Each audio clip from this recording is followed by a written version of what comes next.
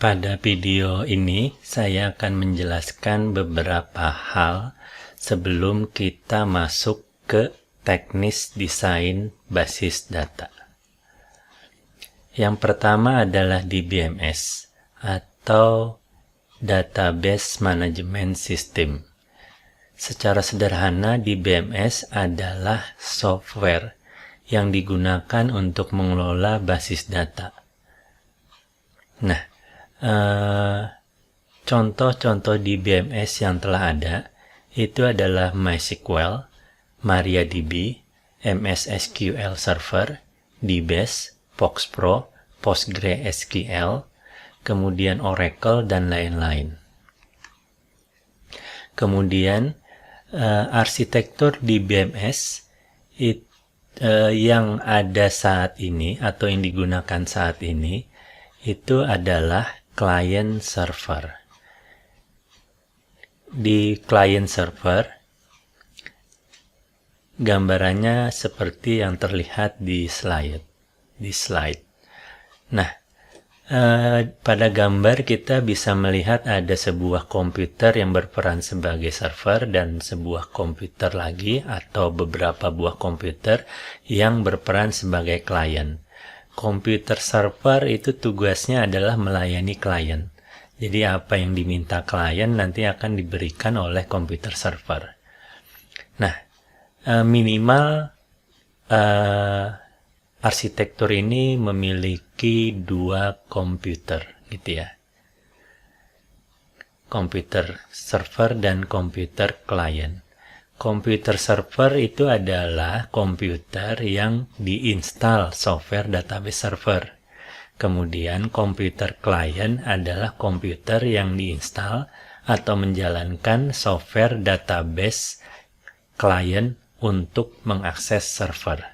Nah, ada kemungkinan tidak, misalnya satu komputer bisa berperan sebagai komputer server dan komputer klien, gitu ya. Hal itu mungkin ya.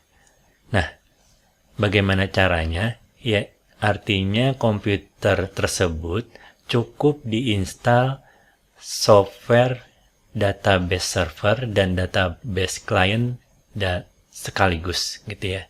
Maka satu komputer tadi bisa berperan sebagai komputer klien dan komputer server untuk database. Nah, jadi jelas di sini. Jadi nanti pada prakteknya kita tidak perlu menggunakan dua komputer untuk mencoba database server dan database klien. Jadi kita cukup pakai satu komputer saja, kemudian tinggal install softwarenya, software database server dan database klien. Biasanya kalau kita install software DBMS, otomatis terinstall dua tipe tadi ya, server dan klien. Nah itu. Nah kemudian selanjutnya adalah pengguna database. Pengguna database menurut referensi ada 3 ini, System Engineer, Database Administrator, dan End User.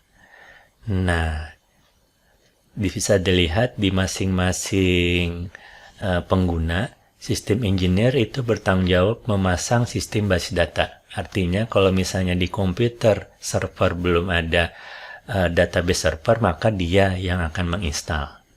Kemudian, setelah terinstall, baru database administrator bisa bekerja.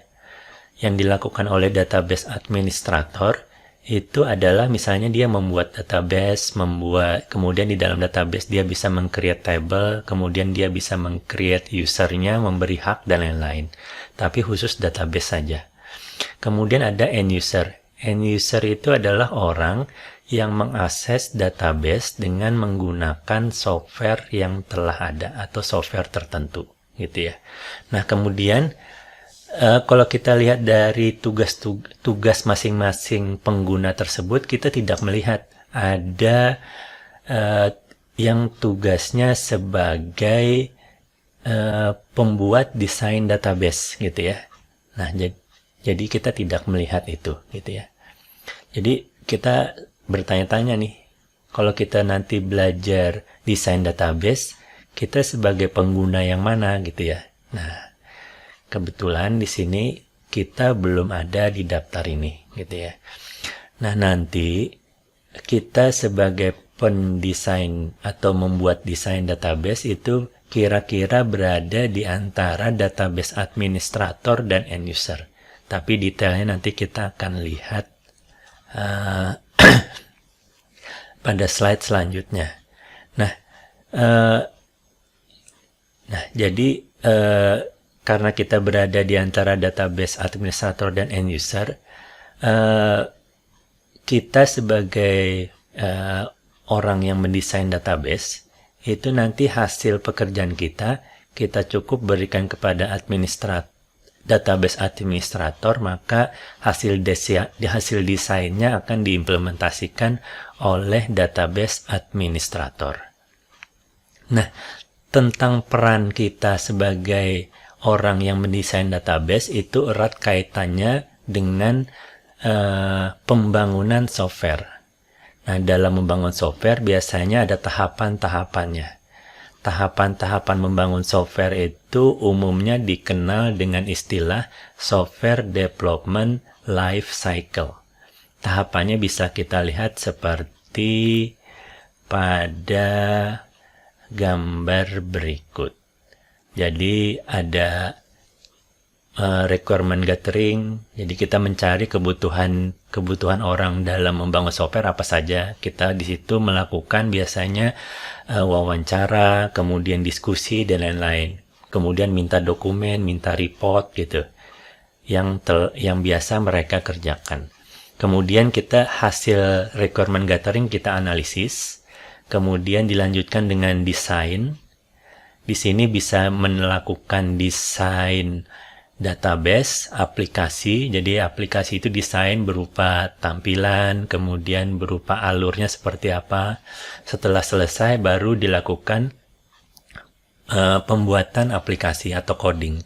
Setelah selesai baru testing dan dilanjutkan dengan implementasi dan maintenance. Nah, sekarang kita lihat.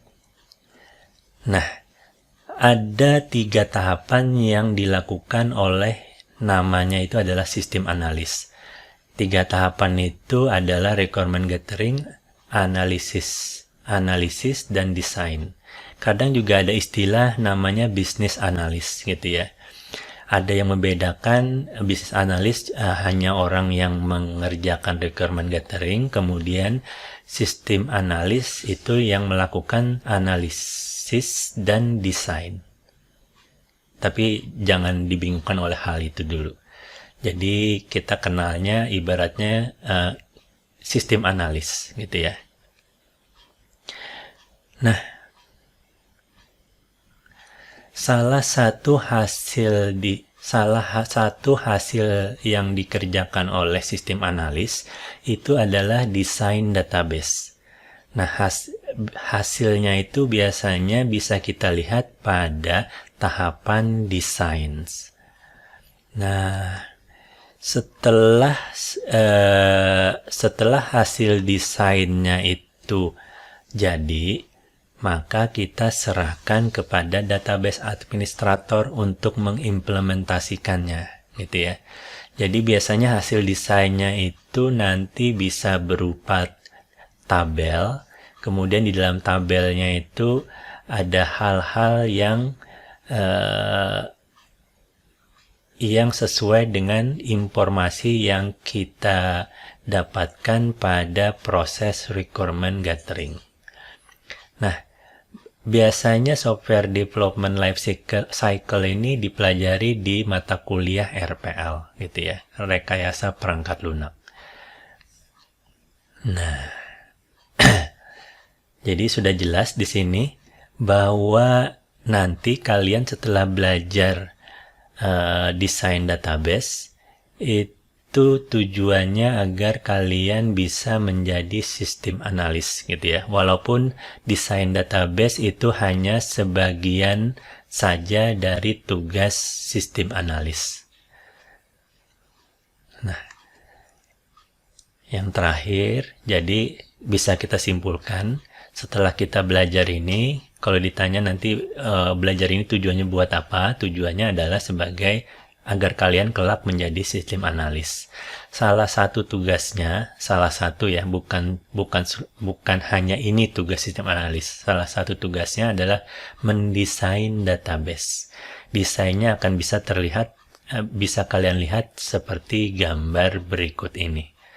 Jadi tujuan dari kita mempelajari desain database adalah setelah kita mendapat informasi dari orang yang ingin membuat software, kita analisis, kemudian hasil analisisnya kita buat desain seperti ini.